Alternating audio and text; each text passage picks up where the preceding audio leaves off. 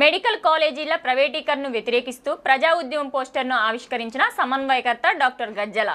ప్రజా ఉద్యమం కార్యక్రమానికి సంబంధించిన పోస్టర్ను సత్తెనపల్లి వైసీపీ కార్యాలయంలో సమన్వయకర్త డాక్టర్ గజ్జల సుధీర్ భార్గవ్ రెడ్డి ఆవిష్కరించారు. ఈ సందర్భంగా సుధీర్ భార్గవ్ రెడ్డి మాట్లాడుతూ ఈ నెల 12వ తేదీన వైఎస్ఆర్ కాంగ్రెస్ పార్టీ అధ్యక్షులు వైఎస్ జగన్మోహన్ రెడ్డి పిలుపు మేరకు మెడికల్ కాలేజీల ప్రైవేటీకరణను వ్యతిరేకిస్తూ ప్రజా ఉద్యమం ర్యాలీ కార్యక్రమం అన్ని నియోజకవర్గాల్లో నిర్వహిస్తున్నామన్నారు. జగనన్న ప్రభుత్వంలో ప్రతి జిల్లాకి ఒక మెడికల్ కాలేజీ ఉండాలని జగనన్న సంకల్పంతో 17 మెడికల్ కాలేజీలకు పర్మిషన్ తీసుకువచ్చి 7 మెడికల్ కాలేజీలు పూర్తి చేసి ప్రజలకు అందుబాటులోకి తెచ్చిన ఘనత జగనన్నకే దక్కుతుందన్నారు.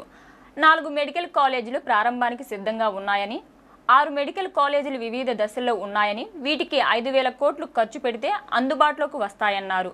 తద్వారా ప్రతి జిల్లాకి ఒక సూపర్ స్పెషాలిటీ హాస్పిటల్ అందుబాటులోకి వస్తుందని, ప్రతి పేదవాడికి వైద్యం చేరువలో ఉంటుందన్నారు.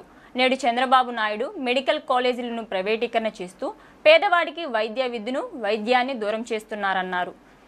ఈ ప్రైవేటీకరణను వైఎస్ఆర్సీపీ వ్యతిరేకిస్తుందని, ప్రైవేటీకరణ ఆపేంత వరకు పేదల తరపున జగనన్న ఆధ్వర్యంలో పోరాడతామని తెలియజేశారు.